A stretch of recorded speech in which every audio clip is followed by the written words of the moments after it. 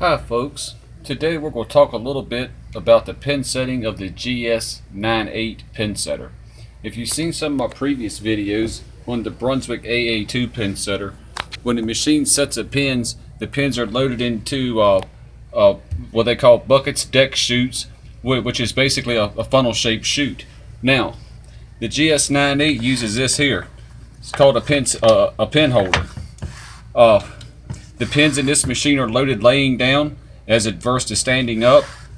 When the deck is in the upright position and this pin holder is waiting on a pin, these flappers will remain open until a pin falls in here. And then when a pin falls in, it makes contact with that little lever and it tells the machine to shut the flappers that we have a pin in place. Now let's look under here a little bit. As you can see right here, I'm working the pin detector, and you can see it works this switch right here. It works this switch right here. As you can see, then makes contact with this micro switch right here, and that says I have a pin loaded. Now on the A2 pin setter, they use a camera for scoring. On the GS-98, we don't use a camera. We use a paddle, and the paddle will move when the head of the pin makes contact with it. Actually, I'll show you that under the machine here in a second. But it makes contact with this switch here. So when you throw your first ball, the deck comes down to detect whether you left any pins or not. And any pins detected are counted. And the same thing with your spare. The deck will come down to detect pins to see whether you made your spare or not. And that's the switch that's responsible for that there. Now, when I was talking about these flappers opening and closing, right here, that is done with this micro switch here, which is nothing. Basically, it's an electromagnetic switch, and you apply a current to it, and it draws, and it pulls these little rods and opens the flaps. Now, as you can see, when this pin is loaded in like that, these flaps are made to hold the pin. And as you can see, it holds the pin pretty well. So when it comes to the floor, these old flaps open and the pin is left behind for the bowler to throw at.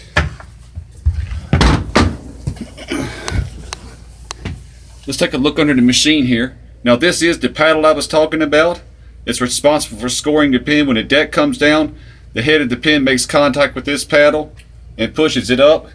As you should be able to hear that micro switch working.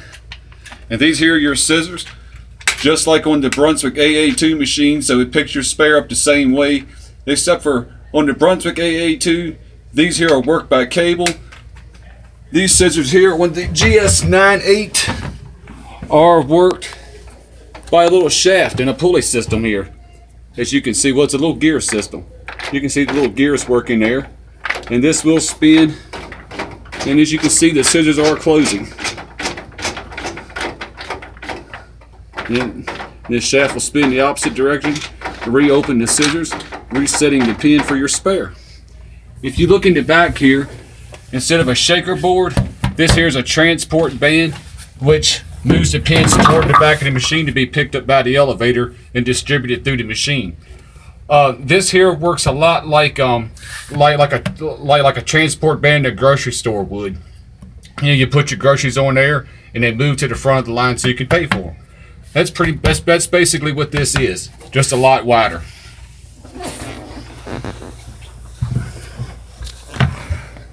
Now I'm going to run this machine. We're going to set a rack of pins, and you're going to see the little flappers open and set a pin. They will close, and get a good view of maybe that little paddle too.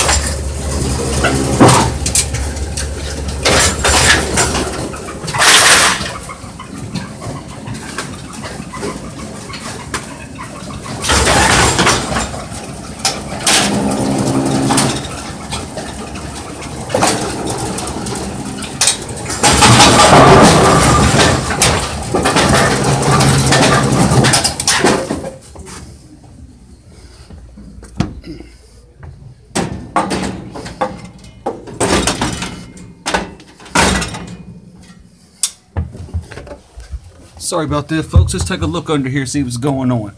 Now, this is what the deck looks like on the floor. As you've seen, these flappers open, left the pin behind, and set a fresh rack of pins. We saw the scissors work. Now, like I said, this machine loads the pin laying down, and these flappers are also responsible for loading pins. They will open the little electromagnet switch in the back will work. Open this, and when these little flappers are open, they make contact with these little levers here. And when the flapper's open, it presses up on the lever. As you can see, it releases a pin. I didn't mean to drop it, but it releases a pin. And that is how that works. We will raise the machine back up, and I'll show you the ball return system.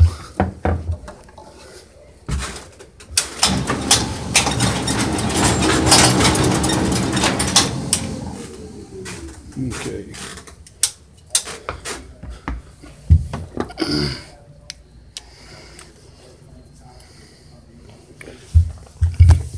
Now, if you've seen on my previous videos, the ball return system on the Brunswick AA2 works with a ball rod and lift rod system where the ball is actually lifted to the top of the machine and gravity fed back to the ball return. This ball return system here works a lot like the AMF machines. As you can see, it's a door right here, and if you look at the very top, you can see this little switch right here. Work my flashlight there. That right there, folks, is the atomic beam flashlight, the official one, and it works great. It's worth the 20 bucks, trust me. So here we go, and the ball will contact this little button here and release a latch, and the ball, well, apparently has some balls on the other side there, but as you can see, this door will open, and the ball will fall into a subway system and be returned back to the bowler.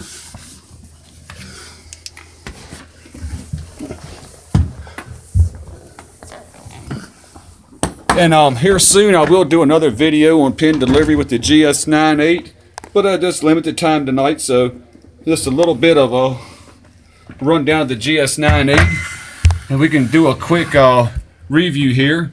This is responsible for loading and setting the pin. These flappers open. This switch here says pin in, so that these flappers can close. And once all 10 pins are in place, the deck will set a rack of pins. This little plug here plugs into the rest of a wiring harness that is routed throughout the deck. This right here, you can see it's a pin in switch. That's this one right here. And this right here is the micro switch that is responsible for scoring.